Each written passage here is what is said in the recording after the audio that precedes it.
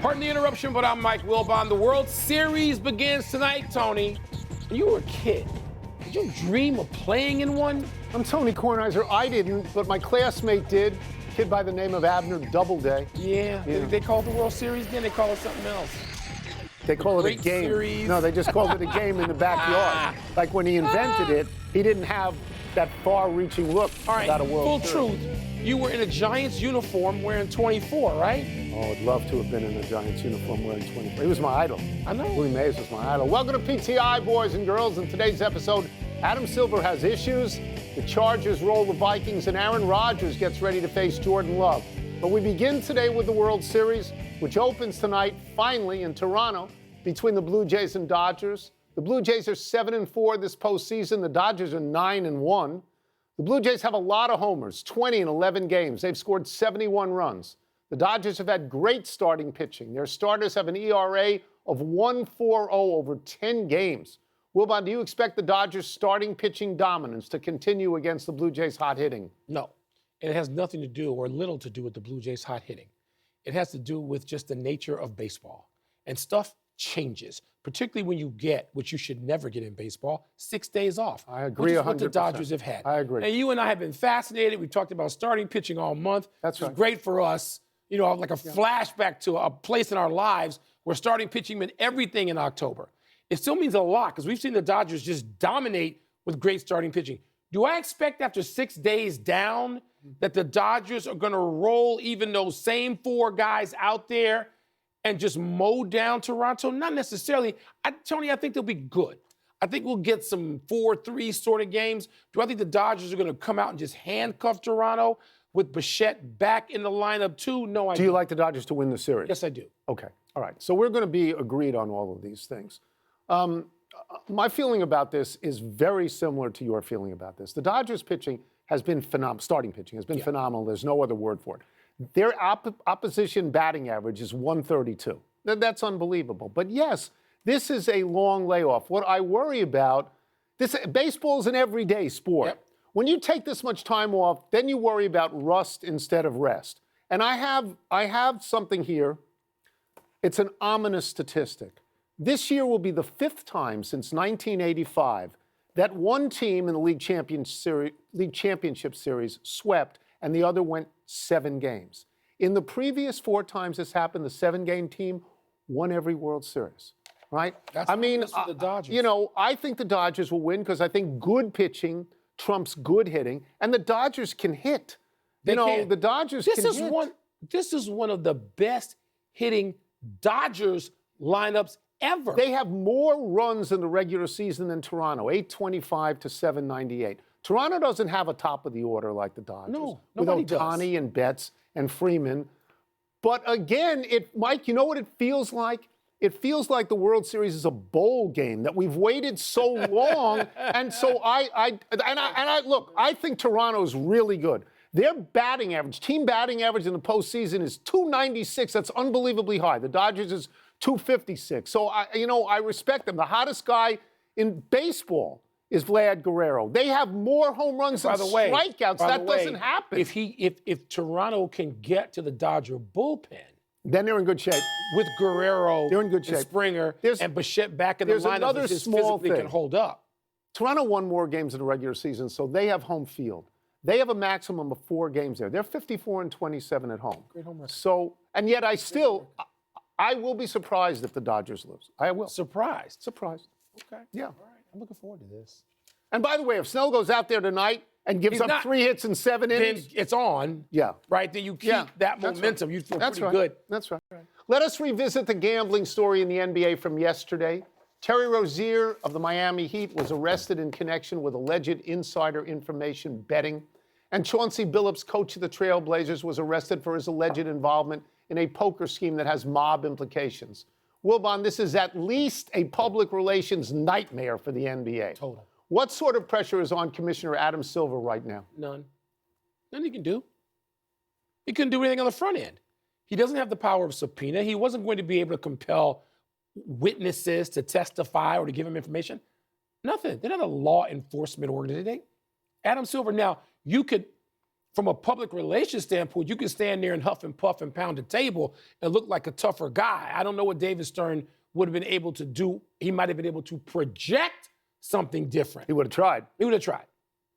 But in terms of what Adam Silver can do, he's got to sit there now and take it. He's got to sit there now and hope. Here's what he can do.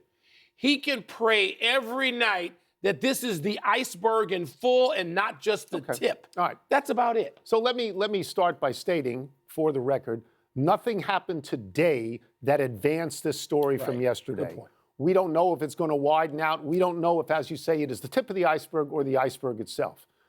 Regardless of that, even if this is all it is, it's disastrous in terms of public relations. And Adam Silver, is where you and I disagree, has to get out in front of this.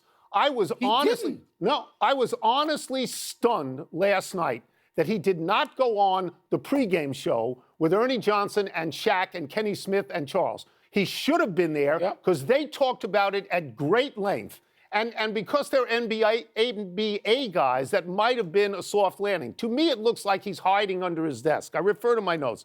I don't think this is as bad as Tim Donaghy. I mean, I really don't. I don't think it's close to that. But what you have, what's most important is the integrity of your game. Mm-hmm. And if this is true about Terry Rozier, then you don't have the integrity of your game.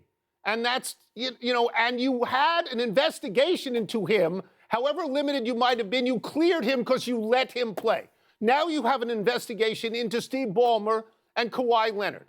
And if it comes out that you're not going to do anything about that, the general public is going to say, well, you don't want to do anything about that. You have an inferior investigation. They're going to say, maybe you just want to sweep wrongdoings under the rug. And that's why I believe Adam Silver has to get out and talk and talk. But he hasn't.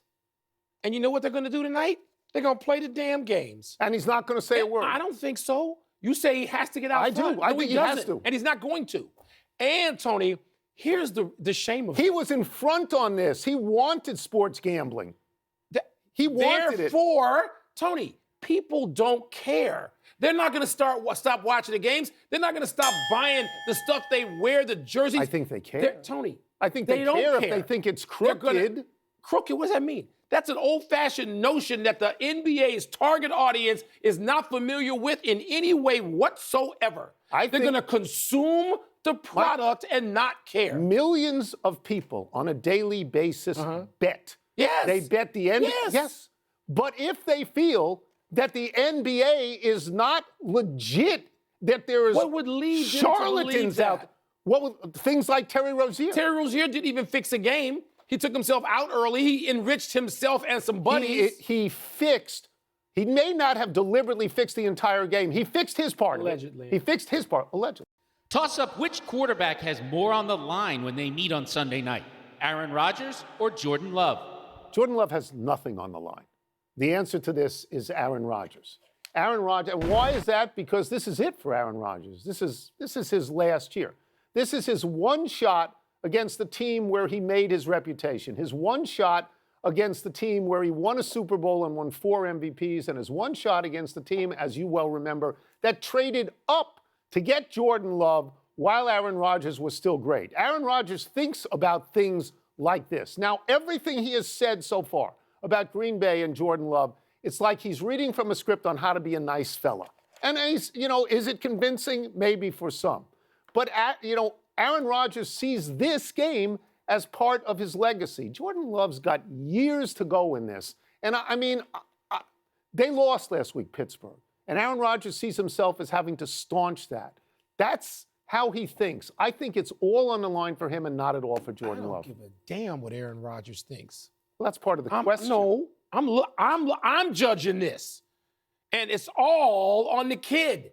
Really? He's got to do something. Aaron Rodgers has a gold jacket in a garage next to the ayahuasca tank. Okay. It's over for Aaron Rodgers. He's going to the Hall of Fame. He'll do TV if he wants. He'll get his own show and 17 podcasts and pair himself with somebody in a black muscle shirt. It doesn't matter. Even if he gets it's nothing. The Green Bay Packers have it all in front of them this year. I know the NFC is tougher than we thought it would be, and their division is tougher. But Jordan Love has years to go. He has now. He's been in the league like 5 years. So that's it? How long is he going to wait? Aaron Rodgers did his about this time. Aaron Rodgers Get off the stage. It What is doesn't that? What is matter. that thing you say has a tank? Ayahuasca? Yeah. I always think of Hiawatha. I don't. Every time you say that, I think you're saying Hiawatha. Aaron Rodgers, what? Oh, look, come on now. Look, the people saw this. I win. I mean, he's crazy. He's wrong. Lamar Jackson, full go at practice today for the Ravens. What does that mean, Mr. Bear? I'm scared that we could get Michael Spinks if he's right. Because Baltimore has to win this game. They're at home coming off a bye. I'm a little scared. The Falcons have listed Michael Penix Jr. as questionable against the Dolphins. What does that mean? It means it's possible Kirk Cousins will be in the game. Yes. Could he come back and Wally Pipp the guy that Wally Pipp hit? You know? That's a great storyline. Could he do that? Is that possible? It is. The ceremonial first pitches in Toronto for games 1 and 2 will be thrown out by Cito Gaston and Joe Carter. Makes sense, doesn't it? They are the national baseball heroes of Canada, right? Yes. They are, absolutely. Well, George Springer is getting there. Springer is. He's getting there. On deck. Yeah. The Bruins have lost 6 straight. Cause for concern? Anytime you lose 6 in a row, it's cause for concern. It's very early in the season. Gave up 7. I mean, you know, if this happened in March, somebody might get fired. You know, even in January. Well, everybody gets fired. Everybody's fired in hockey. Last one, the MLS playoffs are tonight. Inter Miami hosts Nashville SC. Who you got? I got 3 TV screens, as you know. Right. None of them will have that. Okay. I'll have the World Series large. I'll have 2 NBA games flanking. I may click over to watch your boy wearing pink. I may do that.